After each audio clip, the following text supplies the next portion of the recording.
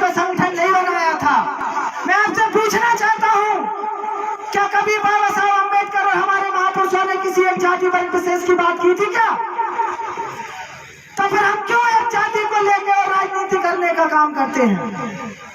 आज हमको आवश्यकता है जिस 6743 जातियों में बटे समाज को बाबा साहब अम्बेडकर अनुसूचित जाति, जनजाति और पिछड़ा वर्ग मात्र 3 कैटेगरी में डिवाइड कर और मान्यवर कांसीराम साहब ने उन्हें बहुजनों का नाम दिया।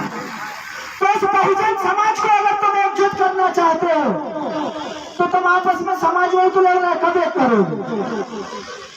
अगर हमारा संघ हमारे समाज के नाम से है तो क्या दूसरी समाज का, बहुजन समाज का व्यक्ति उसमें भाग ले सकता है? नहीं ले सकता। हमको 85% की बात करना है। जब हम इस देश के शासक बनेंगे और जब तक हम 85% की बात नहीं करेंगे, बहुजन की बात नहीं करेंगे, इस देश के शासक नहीं बन सकते।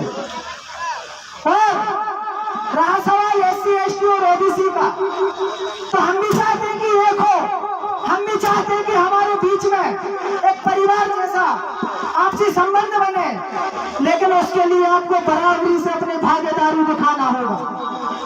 उसके लिए बराबरी से हर कार्यक्रम में बढ़ चढ़ के हिस्सा लेना होगा, बढ़ चढ़ के भाग लेना होगा, उतना ही धन देना होगा, उतना ही मन देना होगा, उतना ही तन देना होगा, जिसके बाद इस बहुजन एकता की मिसाल कायम की जा सकती है।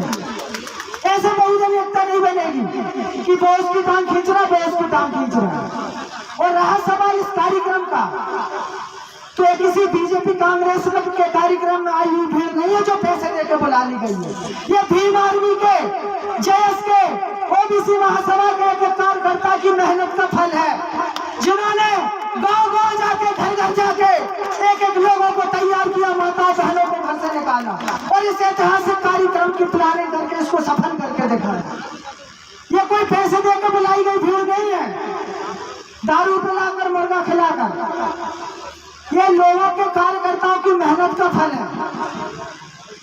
और आप अगर इतनी मेहनत करने के बाद भी घड़ी में टाइम देख देख कर मिशन चलाओगे और घड़ी में टाइम देख देख कर संघर्ष करना चाहोगे तो कभी सफल नहीं होगे। अगर आपको सफल होना है तो घड़ी देखना बंद करना होगा। घड़ी वो देखता है जिसके पास सीमित समय होता है, हमारे पास असीमित समय है।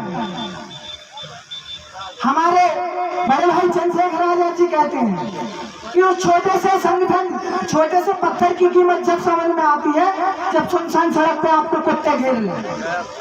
ऐसे ही भीम आर्मी एक ऐसा संगठन है जिसकी कीमत लोगों को जब समझ में आएगी, जब भाजपा और कांग्रेस में उनको प्लेटों की वजह नीचे खाना परोसा जाएगा, उसमें जब इनकी आंखें खुलेंगी। अगर कोई व्यक्ति संघर्ष कर रहा है, हमारे कार्यकर्ताओं ने इस कार्यक्रम को सफल करने के लिए अपना खून पसीना बहाया। कम से कम तुम तो इस मंच में बैठे बैठे पसीना बहा दो, जब तो उन्हें भी एहसास हो कि नहीं यार हमारे अतिथि आए थे, उन्होंने सम्मान के साथ हमें समय दे के गए। तुम तो कह रहे पहले मैं बोलूंगा, पहले मैं बोलूंगा, पहले मैं बोलूंगा। ये कौन सी बात होती? माहौल ऐसा था कि जब हमारे मुख्य अतिथि जी बोल रहे थे, जब माहौल एकदम ठंडा हो चुका था। आप मुख्य अतिथि को कब बुलवाना चाहोगे? खाली कुर्सियां उनकी बात सुनेंगी क्या? हमको सिस्टम बदलना होगा। अभी तक होता था कि मुख्य अतिथि को सबसे अंत में बुलाया जाता था और खाली कुर्सियों को मुख्य अतिथि जी अपनी बात सुनाकर घर चले जाते थे। उनके इतनी दूर से आने का कोई श्रेय नहीं मिलता था। लेकिन अब ऐसा नहीं होगा।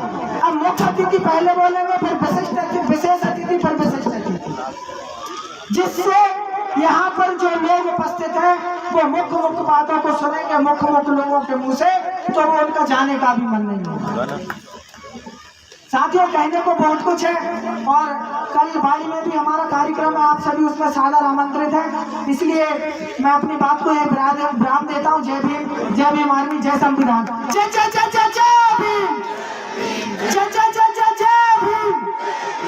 धन्यवाद। मैं थोड़ा सा